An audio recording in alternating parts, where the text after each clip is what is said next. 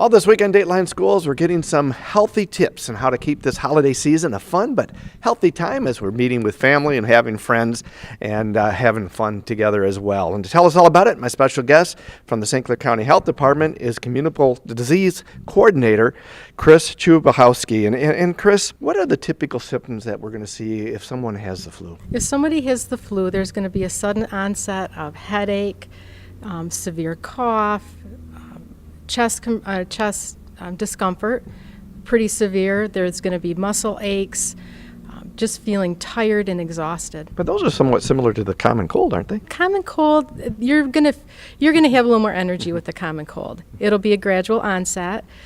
There's going to be more of a tendency for a runny nose, sore throat, mild cough, sneezing. If someone suspects that they have the flu, is that something we need to call the doctor or go to a health clinic or something? I would recommend going to the doctor. They can do a test. They usually do a rapid test that can tell if you have the flu, and there are antivirals that you can take so that your case is milder. What about for the common cold? Rest. Make sure you stay hydrated. There isn't any test for that, but just, basic health principles to keep. I know another one that kind of crops up, especially among school children. It seems like strep throat always kind of rears its ugly head a little bit too. What are some symptoms that we'd be looking for that it may be strep rather than the cold or flu? Strep is a bacterial infection, and typically we'll see people with a sore throat, maybe difficulty swallowing.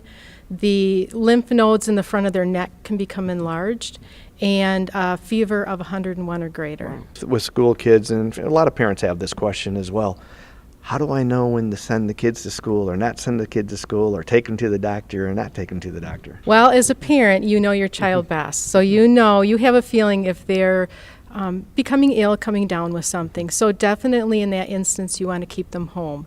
If they have a fever, please keep them home for at least 24 hours after the fever breaks. And if you're treating with medication that lowers the fever, you want to make sure that they're fever-free without the use of medications.